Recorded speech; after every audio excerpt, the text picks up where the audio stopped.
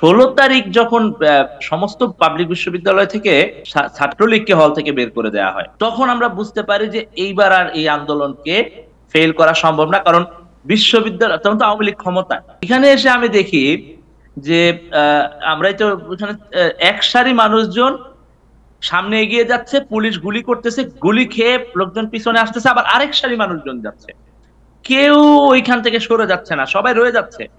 বিশেষত আমি 19শে জুলাইয়ের কথা বলতেছিলাম। 19শে জুলাই আপনি জানেন যে 18 তারিখ ইন্টারনেট বন্ধ করে দেয়, আর 19 তারিখ কারফিউ ছিল। তো আমি ফজরের প্রায় ঘন্টাখানেক পরে বের হয়েছি দেখতে যে আসলে কারফিউ এরপরে কি হবে।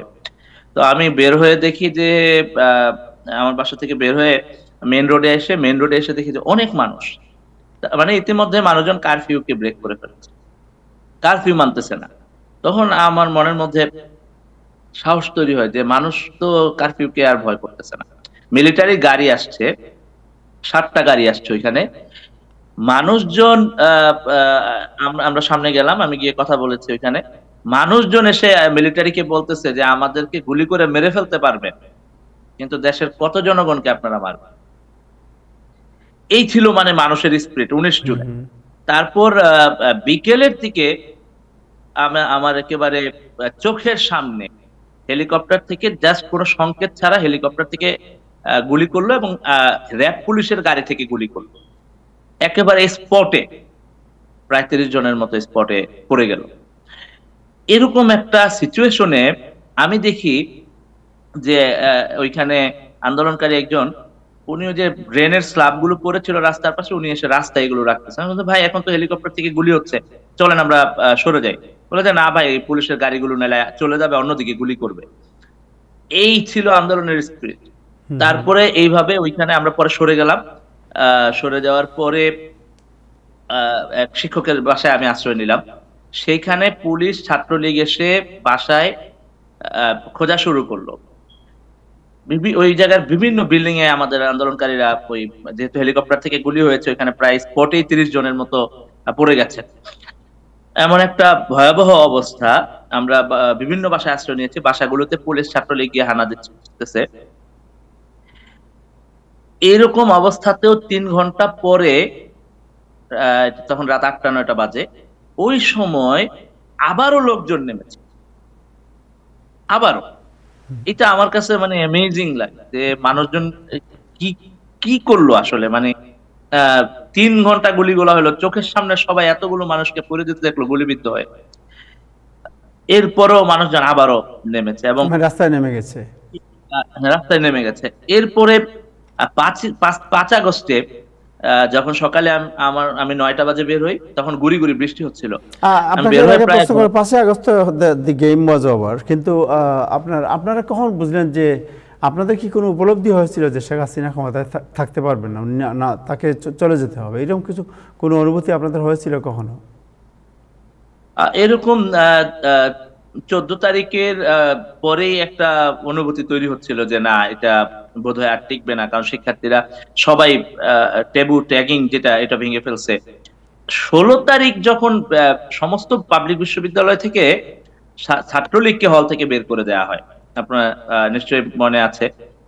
ছাত্রলীগকে যখন সমস্ত বিশ্ববিদ্যালয় থেকে বের করে দেওয়া হয়, তখন আমরা বুঝতে পারি যে এইবার আর এই আন্দোলনকে ফেল করা সম্ভব না। কারণ বিশ্ববিদ্যালয় তখন তো আওয়ামী লীগ ক্ষমতা, তখন বিশ্ববিদ্যালয়গুলো থেকে এরকম ভয়ঙ্কর ছাত্র নির্যাতনকারী ছাত্রলীগকে সবাই বের করে দিছে। এরা যদি আবার ফিরে, তাহলে তো বিশ্ববিদ্যালয়ের কোনো শিক্ষার্থী আর ক্যাম্পাসে ফিরতে পারবে না, হলে ফিরতে পারবে না। সুতরাং সমস্ত বিশ্ববিদ্যালয়ের শিক্ষার্থীরা অটোমেটিক্যালি এখানে ইনভলভ হয়ে গেছে। তো এই লেভেলের শিক্ষার্থীরা ইনভলভ হয়ে যাওয়ার পরে এই আন্দোলনটা আর ব্যাকফায়ার করবে বা পিছনের দিকে যাবে, এটা আমাদের কাছে আর মনে হয় না। আপনারা যখন শেখ হাসিনা 5 আগস্ট আপনারা কখন শুনলেন যে শেখ হাসিনা চলে গেছেন দেশ ছেড়ে? আমি ওইখানে একটু বলি যে সকালে যখন বেরোচ্ছিলাম, তখন 2 ঘন্টা হাঁটার পরেও মানে খুব বেশি লোকজন দেখতেছিলাম না। একটু চিন্তা করতেছিলাম যে তাহলে কি হচ্ছে, লোকজন কি আসতেছে না, না কি হবে। তো 2 ঘন্টা পরে দেখলাম যে না, লোকজন আসা শুরু করেছে, এবং পুরো রাস্তায় আধা ঘন্টার মধ্যে লক্ষাধিক মানুষ হয়ে গেছে। এই শনির একটা রায়েরবাগ যাত্রাবাড়ি, আমি এখানে ছিলাম, তো এখানে লক্ষ লক্ষ মানুষ হয়ে গেছে তখন, এবং ফ্যামিলি সহ সবাই আসছে। এখানে এসে আমি দেখি যে আমরাই তো ওখানে এক সারি মানুষজন সামনে এগিয়ে যাচ্ছে, পুলিশ গুলি করতেছে, গুলি খেয়ে লোকজন পিছনে আসতেছে, আবার আরেক সারি মানুষজন যাচ্ছে, কেউ ওইখান থেকে সরে যাচ্ছে না, সবাই রয়ে যাচ্ছে। গুলি খেয়ে আসতেছে, সবাই এনে হসপিটালে নিচ্ছে। এখানে একটা হসপিটাল ছিল, তারপরে স্নাইপার শট, স্নাইপারে গুলি হচ্ছে।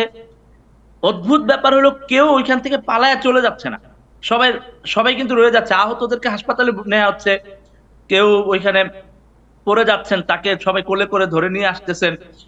সারি, এক সারি মানুষজন সামনে যাচ্ছেন, আরেক সারির মানুষজন পরবর্তীতে আবার সামনে যাচ্ছেন। মানে এই এক অদ্ভুত দৃশ্য। 2টার দিকে আমরা যখন শুনি যে মিলিটারি চিফ কথা বলবেন, তখনই আমাদের কাছে একটা বার্তা আসছে যে এই এখন আর হাসিনা থাকতে পারবেন না। 2টার পরে এটা 1 ঘন্টা পিছানো হয়। তো তখন আমরা একটু চিন্তায় পড়ে যাই যে তাইলে কি মিলিটারি শাসনের কথা চিন্তা করা হচ্ছে না কি অবস্থা। তো তখন ওইখানে স্পটে হ্যান্ড মাইকে করে বলতে থাকি যে আপনারা কেউ যাবেন না, সবাই থাকেন, আমরা কোনো সামরিক শাসন দেখতে চাই না, সবাই এখানে থাকেন, আমরা দেখি যে কি পরিণতি হয়। তো 3টা বাজে তো ঘোষণা আসে হাসিনার পলায়নের। এরপর সবাই ওইখানে ব্যাপক খুশিতে আনন্দে একজন আরেকজনকে জড়ায় ধরা, কেউ সিজদা দিয়ে কৃতজ্ঞতা প্রকাশ করা, নানা ভাবে ওইখানে আনন্দ অনুভূতি প্রকাশ করতেছিলেন আর কি। তো 12টার দিক থেকে ওইখানে 12টা বা 11টার দিক থেকে ইন্টারনেটটা স্লো ছিল বা বন্ধ ছিল আর কি 5 তারিখ। 2টার দিকে ওই ঘোষণা আসার পরেই আমরা ব্রিটিশ মিলিটারি চিফ কথা বলবেন, ওই সময় আমাদের কাছে সিগন্যাল সবার কাছে যে এবার আর হাসিনা থাকতে পারতেছে না, এবং 3টায় তো ওইটা মানে ঘোষণা হয়েই গেল 3টায়।